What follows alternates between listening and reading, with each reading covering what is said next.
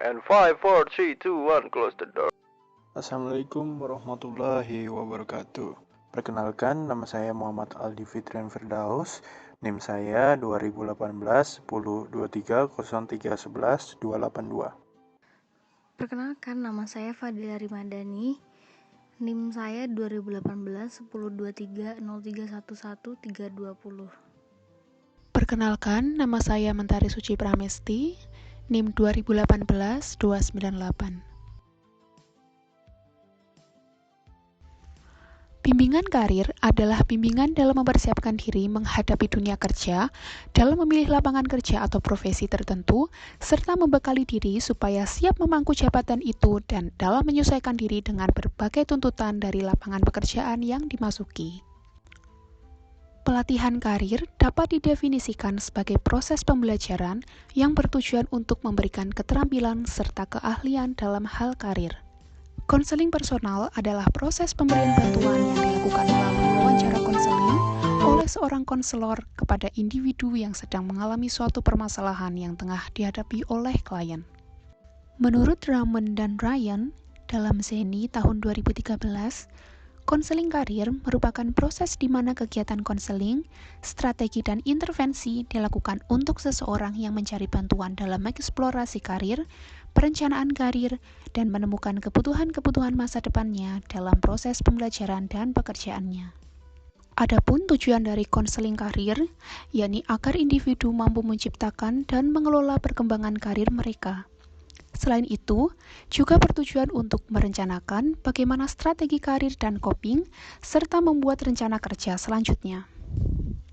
Dan tujuan dari konseling personal, yakni membantu klien menstrukturkan kembali masalahnya dan menyadari gaya hidup, serta mengurangi penilaian negatif terhadap dirinya sendiri, serta perasaan-perasaan inferioritasnya.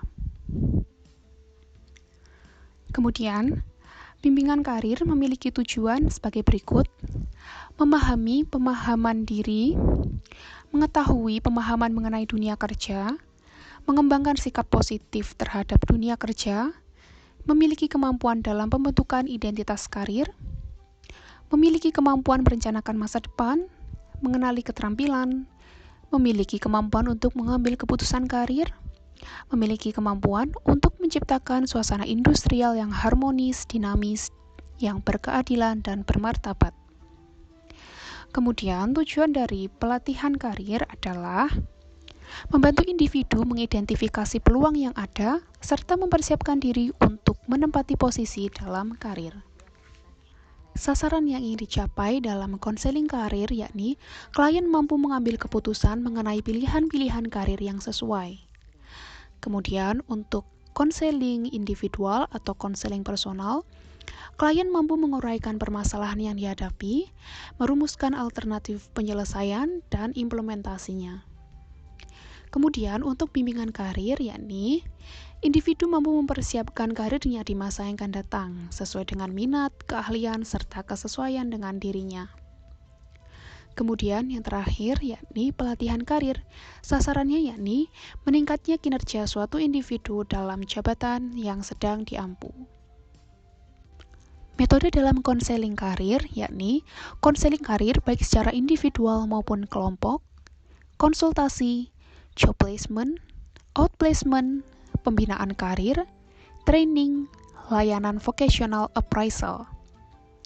Kemudian, metode dalam konseling personal yakni ada konseling yang dilakukan secara individual serta konseling yang dilakukan secara berkelompok.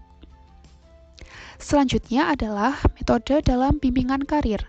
Yang pertama adalah tes psikologi, kemudian konseling, dan pelatihan. Dan metode dalam pelatihan karir.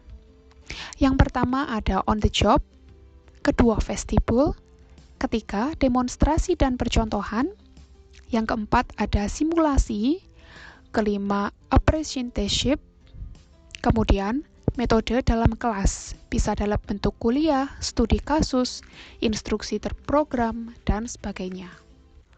Manfaat dari dilakukannya konseling karir yakni meningkatkan kepastian tentang pilihan karir yang telah dibuat sebelumnya, kemudian meningkatkan pemahaman diri, meningkatkan pemahaman tentang pekerjaan, menghubungkan peran kerja dengan peran kehidupan lainnya, serta meningkatkan kesehatan mental. Selanjutnya adalah manfaat dari konseling personal, meningkatkan perkembangan personal klien ke arah yang lebih positif, serta klien dapat menemukan alternatif penyelesaian dari permasalahannya. Dan manfaat dari bimbingan karir yakni untuk membangun karir orang di masa yang akan datang, karena setiap orang setidaknya memiliki skill atau keahlian yang benar-benar dikuasai. Selanjutnya adalah materi dari pelatihan karir. Yang pertama adalah kemampuan manajemen individu menjadi meningkat. Kemudian kemampuan individu dalam mencari peluang kerja juga meningkat. Individu mampu manajemen perubahan dalam posisi karir mereka. Karakteristik konseling karir yang efektif. Konseling karir digunakan untuk mengenali dan memanfaatkan sumber daya yang ada dalam diri individu dan berguna dalam membuat keputusan atau mengelola isu yang terkait dengan karir. Oleh karena itu, konseling karir hendaknya dapat dilaksanakan serta berguna secara efektif bagi klien. Beberapa karakteristik konseling karir yang efektif yaitu A. Penggunaan teknik asesmen dan interpretasinya secara terstruktur. B. Strategi layanan bimbingan dan konseling karir yang berorientasikan rasionalitas. Adapun beberapa pandangan yang diperlukan dalam pembaruan konseling karir yang membawa dampak terbentuknya konseling karir yang efektif menurut Krumboltz dan Chan, di antaranya adalah A. Memperluas tujuan klien untuk membantu pemilihan tujuan karir mereka. Tujuan tersebut hendaknya dapat membentuk kepuasan hidup mereka. B. Memasukkan segala aspek kehidupan. C. Menjadikan proses training lebih menyeluruh. D. Dapat berhubungan dengan segala macam transisi baik dalam hal karir maupun kehidupan klien. E. Membangun hubungan jangka panjang dengan klien. Mengutip dari laman walden.edu, terdapat 5 teknik terbaik yang digunakan dalam konseling karir. Sebagai berikut. A. Mengembangkan hubungan terapeutik. B. Menentukan tujuan.